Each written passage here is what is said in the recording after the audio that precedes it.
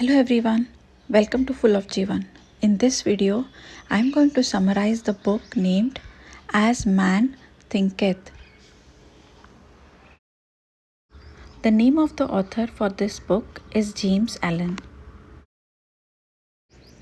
This book has 96 pages. The book cost around 70 to 90 rupees. You can check out online and get for as less as 63 rupees. The complete book is divided into 7 chapters. This book starts with a very beautiful quote which says, "Whatever you do or dream you can, begin it. Boldness has genius power and magic in it." Chapter 1 is on thought and character. This chapter tells us that action is the blossom of thought and joy and sufferings are its fruits. If a man's mind has evil thoughts, pain comes on him. In purity of thought, joy follows him like his own shadow. We are the master of our own fate. Man is made or unmade by himself. By the right choice and true application of thought, man ascends to the divine perfection, but by the abuse and wrong application of thought, he descends below the level of the animal. Only by searching gold and diamonds are obtained. Man can find every truth connected with his being if he will dig deep into the mine of his soul. If we seek, then we shall find ourselves. Let's move to second chapter. Effect of thought on circumstances. Just as a gardener cultivates his plot, keeping it free from weeds and growing the fruits which are essential, similarly a man tends the garden of his mind, weeding out all the useless thoughts and cultivating good and useful thoughts. Man will discover that he is the master gardener of his soul, the director of his life. Circumstances grow out of thoughts. Every thought seed sown or allowed to fall into the mind and to take root there produces its own blossoming sooner or later into act and bearing its own fruits of opportunity and circumstance. Therefore, good thoughts bear good fruits, bad thoughts bear bad fruits. The outer world of circumstance shapes itself into the inner world of thought, and both pleasant and unpleasant external conditions are factors which make for the ultimate good of the individual. As a reaper of his own harvest, man learns both by suffering and bliss.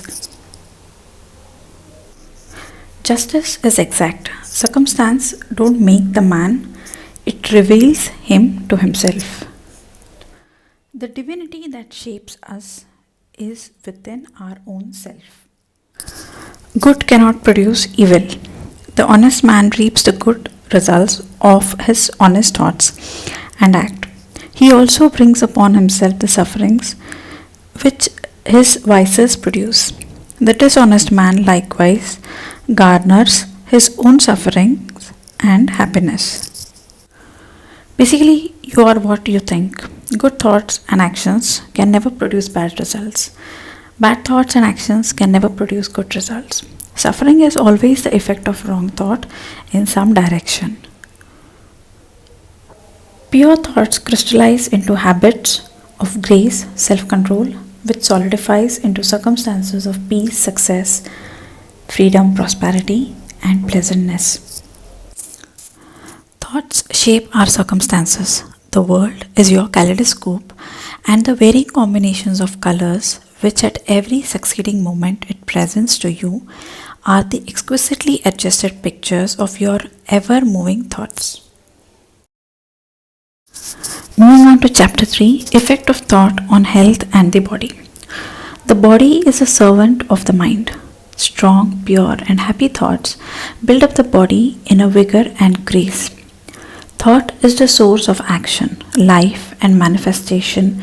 Make source pure, and all will be pure. Clean thoughts make clean habits. Thought and purpose. The fourth chapter.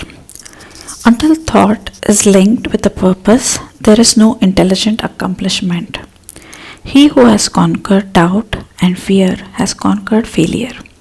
His every thought is allied with power, and all difficulties are bravely met and wisely overcome. Chapter 5. The Thought Factor in Achievement. All achievements, whether in the business, intellectual, or spiritual world, are the result of definitely directed thought. They are governed by the same law and are of same method. The only difference lies in the object of attainment. Victories attained by right thought can only be maintained by watchfulness. Many give way when success is assured and rapidly fall back into failure. Chapter 6. Visions and Ideals. He who cherishes a beautiful vision, a lofty ideal in his heart, will one day realize it. Dream, and as you dream, so shall you become. To desire is to obtain, but to aspire is to achieve. The vision that you glorify in your mind, the ideal that you follow in your heart, this you will find your life, by this you will become. There is no such thing as luck. Finally, the last chapter. The more tranquil a man becomes, the greater is his success, his influence, and his power for good. The strong, calm man is always loved. Calmness of mind is one of the beautiful jewels of wisdom. Self-control is strength. Right thought is mastery. Calmness is power. Thanks for watching. Like, share, and subscribe to Full of Jeevan.